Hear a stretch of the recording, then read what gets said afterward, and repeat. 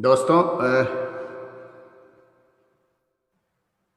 आपका हमारे कार्यक्रम में बहुत बहुत स्वागत है। मैं अरविंद कुमार। आज मैं अपनी कुछ कविताओं का पाठ यहाँ पर प्रस्तुत करूँगा। मेरी पहली कविता है इस सदी की उम्मीद।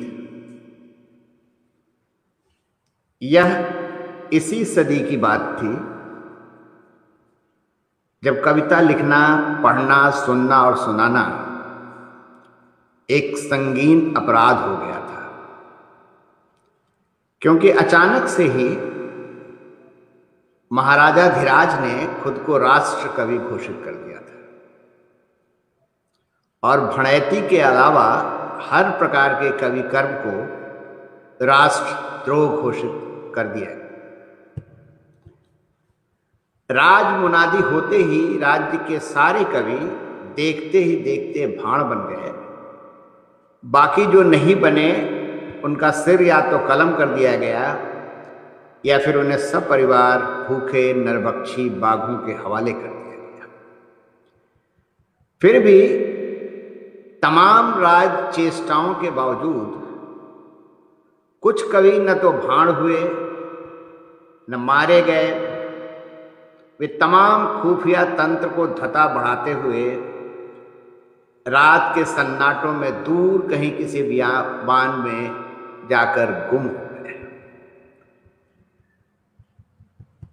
वहां वे चुपचाप ढिबरी जलाकर लगातार कविताओं के बीज बोते रहे, उनसे अखवाए कोपलों को सींचते सहेजते रहे, ताकि वक्त आने पर उनके पराग कण हवाओं में घोल सकें कविताओं की धधकती हुई महक।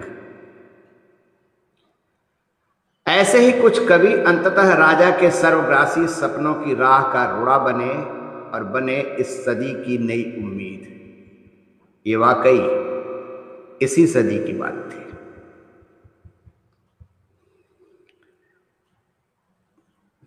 दूसरी कविता है जिसका शीर्षक है और तुम कहती हो। आसमान आग उगल रहा है, धरती तपकर दिन पर दिन लावा बनती जा रही है, खेत खलिहान राख हो रहे हैं, पटपटा कर मर रहे हैं कीड़े मकोड़ों की तरह रोज किसान, मजदूर, गरीब, बेरोजगार। हवाएं अधजली लाशों की गंध से विषाक्त हो रही हैं। पेड़ या तो काट दिए गए हैं या उनके साए में लौट रहे हैं अनगिनत विषैले सर्प। मंडी के दलाल मुनाफे के लिए मासूम लड़कियों को जिस्म फरोशी के धंधे में धकेल रहे हैं। अश्वमेध का निरंकुश घोड़ा हिनहिनाते हुए अपने विजय पथ पर सब कुछ रौंदता सरपट दौड़ता चला जा रहा है। हर गली, हर सड़क पर जय जयकारी मंत्रोच्चार के साथ तैयार किए जा रहे हैं हवन कुंड। धर्म रक्षक अधर्म के समूल नाश के लिए एकत्र कर रहे हैं चुन चुनकर मेधावी मानुष मुंड। बगनखा पहने हुए खूनी भेड़िए हर दरवाजे को आठों पहर लगातार भड़बड़ा रहे हैं और तुम कहती हो कि अब मैं पहले की तरह तुम्हें प्यार क्यों नहीं करता।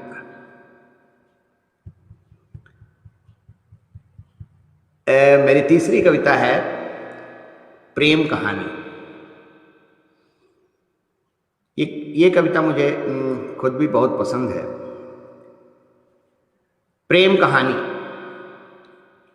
आज हम वर्षों बाद मिले थे, वहीं ठीक उसी जगह उसी समय जब और जहां से दूर तक देर तक साथ चलते चलते कभी हम जानबूझकर अलग हो गए थे, ताकि घर परिवार और समाज का अमन चैन बरकरार रहे, महफूज रहे हम, हमारी जिंदगी, देश और हाँ, राष्ट्र की एकता और अखंडता भी।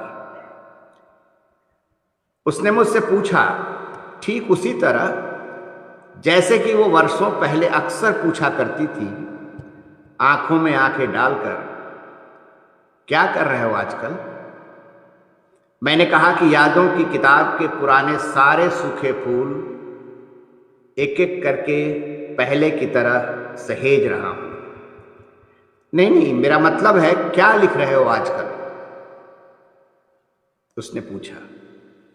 एक सच्ची प्रेम कहानी, मैंने कहा। वह मुस्कुराई, ठीक उसी तरह जैसे पहले अक्सर मुस्कुराया करती थी। क्या उस कहानी में मैं भी रहूंगी? उसने पूछा। हाँ बेशक, मैंने कहा, क्योंकि दुनिया की कोई भी प्रेम कहानी तुम्हारे बगैर कभी पूरी नहीं होगी। उसकी आंखों में अचानक डूबते सूरज की उदास लालिमा भर गई। वह फूट फूट कर रोने लगी।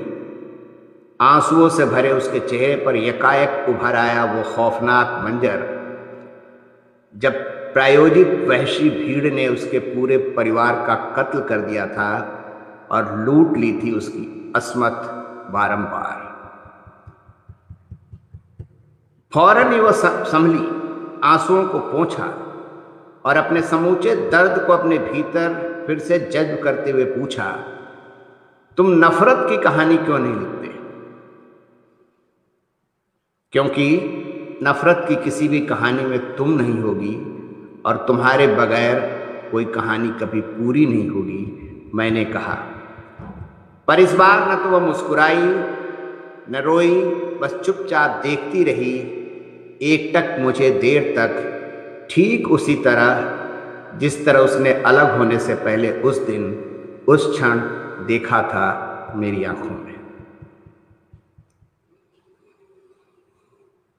अगली कविता है कठिन समय में। हर उस कठिन समय में जब शब्दों की हत्या होने लगती है, आवाजों पर बिठा दिए जाते हैं बूटों के पहरे, संभावनाओं के सभी दरवाजे जब बंद हो जाते हैं, रास्ते गुम हो जाते हैं घनी गाढ़ी धुंध में, ठीक तभी नई संभावनाएं जन्म लेती हैं। पथिकों के पांव खोजने लगते हैं नए दुर्गम रास्ते।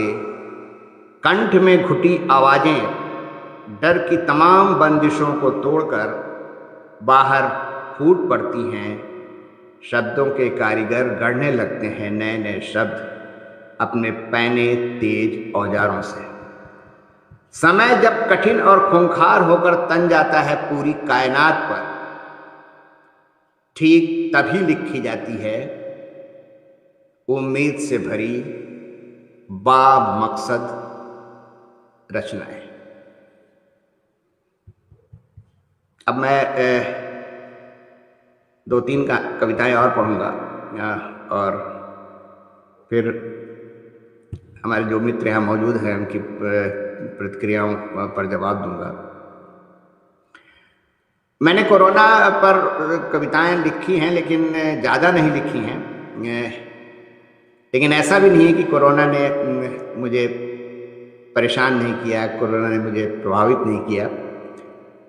अगली कविता जरा देखिए।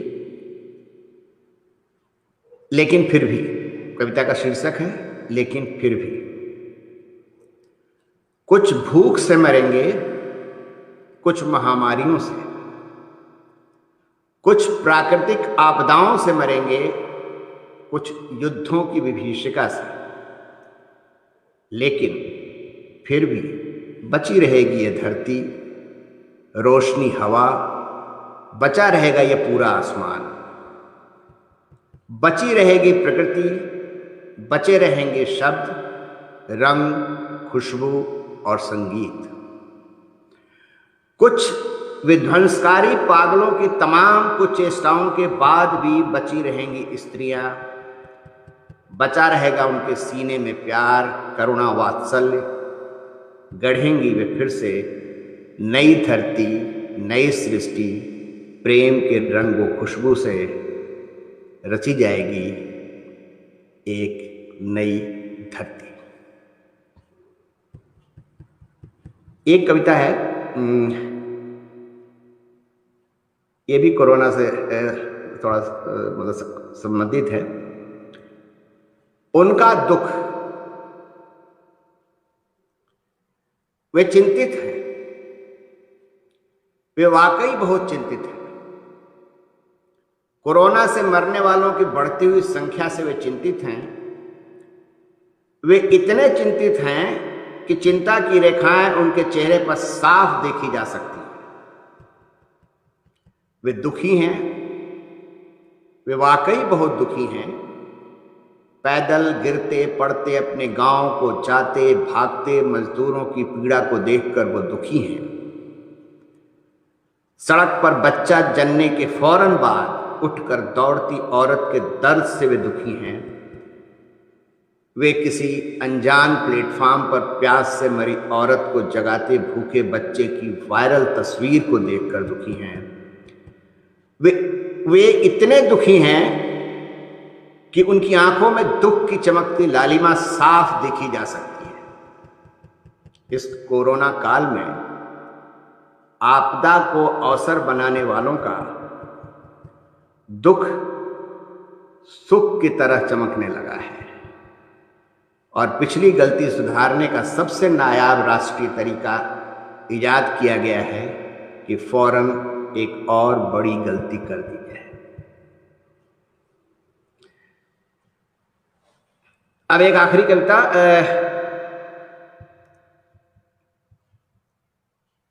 ये थोड़ी भावुक कविता है, संवेदनशील कविता है। शीर्षक है 6 महीने बहुत होते हैं। अगर मुझे पता चले कि मैं अगले 6 माह में मरने वाला हूं, तो सबसे पहला काम जो मैं करूंगा वह होगा अपनी प्रेमिकाओं को खत लिखना। फिर मैं अपनी तमाम अधूरी कविताओं को पूरा करूंगा। कहानियां तो सभी पूरी नहीं हो पाएंगी, पर उनके नोट्स जरूर बनाकर छोड़ जाऊंगा। क्या पता कल कोई आए और रचे उनसे सुंदर सुंदर कहानियां। अम्मा पिताजी की तस्वीर के सामने बैठकर देर तक फपक फपक कर रोऊंगा। फिर निकल पड़ूंगा उन गांव और शहरों की ओर जहां की धूल मिट्टी ने मुझे रचा है, तराशा है। वहां तलाशूंगा अपने कदमों के निशान। सुनूंगा कान लगाकर बाबा दादी नाना नानी और सभी बाल सखाओं की हवा में तैरती हुई आवाजें। क्या पता उनमें से कोई कहीं अचानक मिल ही जाए। कोई दोस्त, कोई पेड़, कोई तालाब, कोई पुराना मंदिर, मजार पुकार ले मुझे मेरे बचपन के पुकार के नाम से। अपनी सारी किताबें मैं बच्चों में बांट दूंगा। खास करके उनको तो जरूर ही दे जाऊंगा जिन्हें सच की तलाश होगी। हाँ, एक मलाल तो जरूर रह जाएगा कि कई किताबें मैं चाह कर भी पढ़ नहीं पाया। करना भी बहुत कुछ चाहता था पर कर नहीं पाया। लेकिन बचे हुए 6 महीनों में मैं किसी चीज का कोई अफसोस नहीं करूंगा। जीऊंगा हर पल जिंदगी को भरपूर। अन्यायी को गालियां दूंगा, बलात्कारी को पत्थर मारूंगा, कातिल को सीना ठोंक कर कातिल कहूंगा। मैं वो करूंगा जिसको करने से गुरेज किया है अब तक मैंने। पागल कहे जाने की हद तक पागलपन करूंगा।